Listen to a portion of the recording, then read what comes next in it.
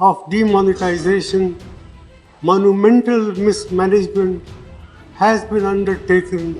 Even 50 days torture can bring about disastrous effect. The names of any countries he may think of where people have deposited their money in the banks, but they are not allowed to withdraw their money. It's a monumental management failure, and in fact, it is a case of organized loot and legalized plunder of the government.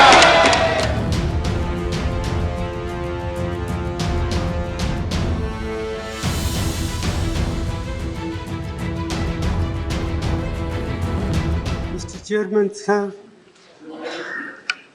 I rise to highlight some of the problems that have arisen after the decision to demonetize 500 rupees and 1000 rupee currency note.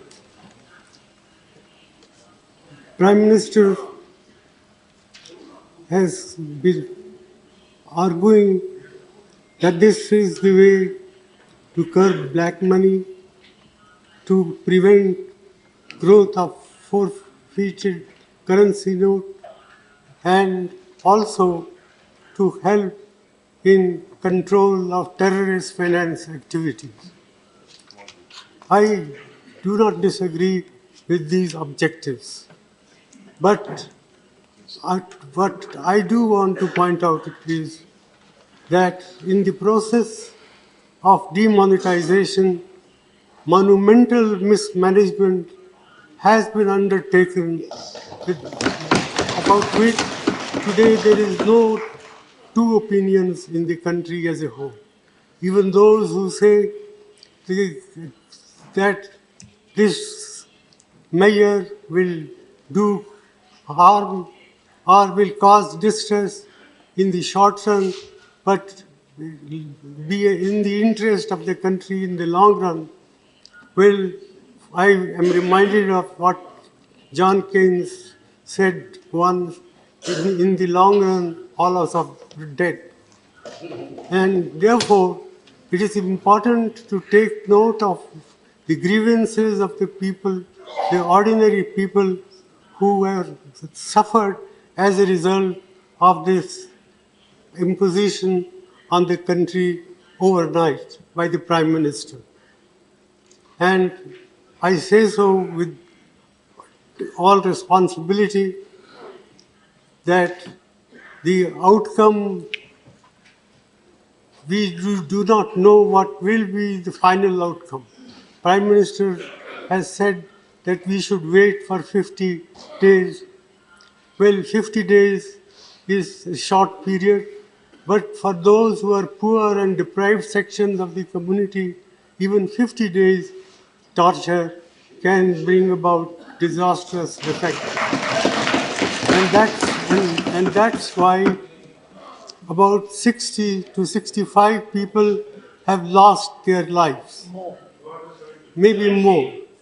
And what is more is, what has been done can weaken and erode our people's confidence in the currency system and in the banking system.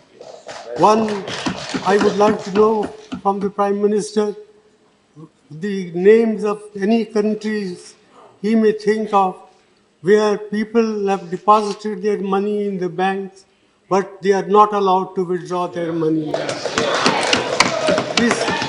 This alone, I think, enough to condemn what has been done in the name of greater good for the people in the world.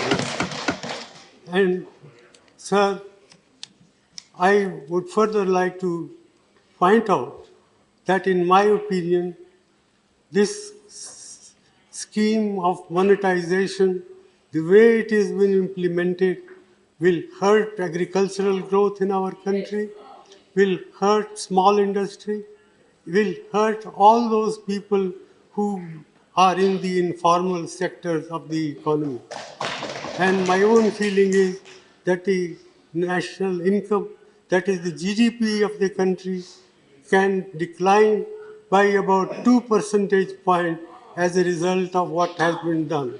This is an underestimate, not an overestimate. Therefore, I feel that the Prime Minister must come with some constructive proposal how we can implement the scheme and at the same time prevent this distress that has been caused to the common people. It is no good that every day the banking system comes with modification of the rules, the conditions under which people can withdraw money. That reflects very poorly on the Prime Minister's office, on the Finance Minister's office, and on the Reserve Bank of India.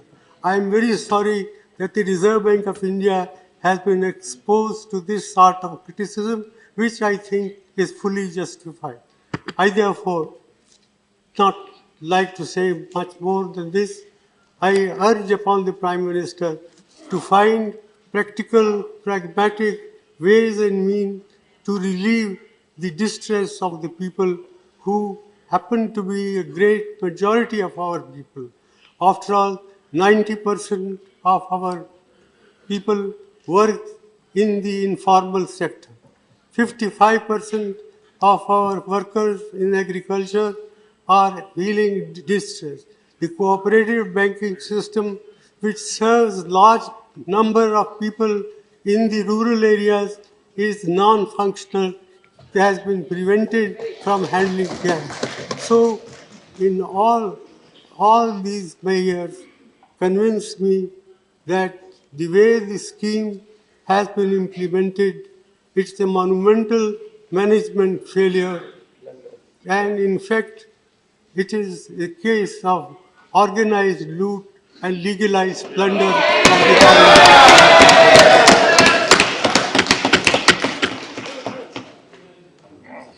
With these words, sir, I conclude it is not my intention to pick holes in what one side does or another side does, but I sincerely hope that the Prime Minister will, even at this late hour, will help us to find practical, pragmatic ways and means to provide relief to the suffering people of this country. Thank you. Thank you.